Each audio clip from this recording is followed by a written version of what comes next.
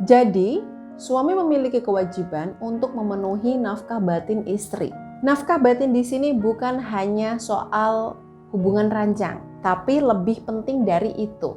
Di mana ketika suami memenuhi 7 kebutuhan ini, rumah tangganya insya Allah akan harmonis.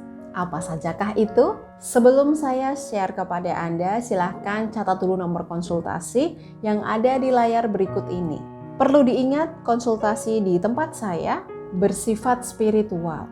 Jadi jangan kaget jika Anda akan saya bekali dengan sarana spiritual seperti tasbih atau olensia sakinah yang ada di belakang saya ini. Karena usaha yang lengkap adalah usaha lahir yang dibarengi dengan usaha batin agar hasilnya lebih optimal.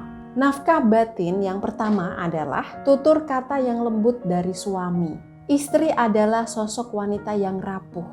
Dibentak sedikit saja jiwanya sudah berguncang. Jadi berkomunikasi yang lembut dan santun kepada istri, selain bisa membuat istri menghargai Anda, istri juga akan mencontoh sikap Anda. Nafkah batin yang kedua adalah tidak bergantung pada istri. Ketika Anda dalam keadaan lapang, tidak melulu harus minta dilayani istri. Anda juga harus memiliki kemandirian sehingga Anda bisa melayani diri Anda sendiri dengan baik tanpa harus menggerutu kepada istri karena tidak dilayani. Nafkah batin ketiga adalah memaafkan istri ketika istri berbuat salah.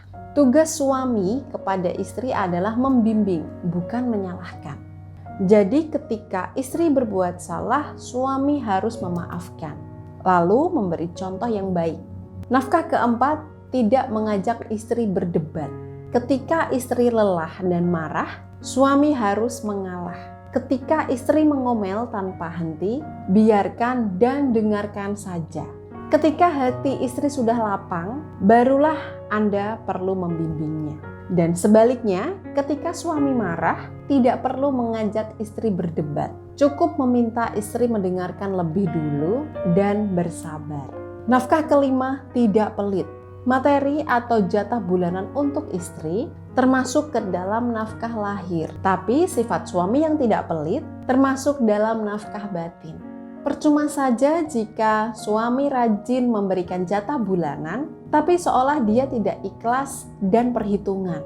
Nafkah keenam, bersemangat di depan istri. Gairah dalam berumah tangga harus dipelihara dengan baik. Salah satunya, belajar menampakkan wajah yang semangat setiap kali bertemu istri Anda. Nafkah ketujuh, memuliakan keluarga istri.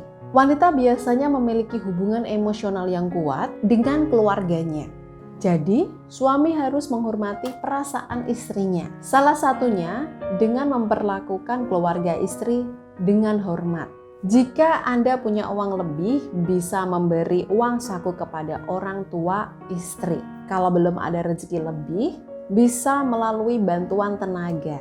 Tentu saja sesuaikan dengan kebutuhan keluarga istri Anda. Saya doakan semoga para istri yang menonton video ini bisa memiliki suami yang bertanggung jawab lahir dan batin.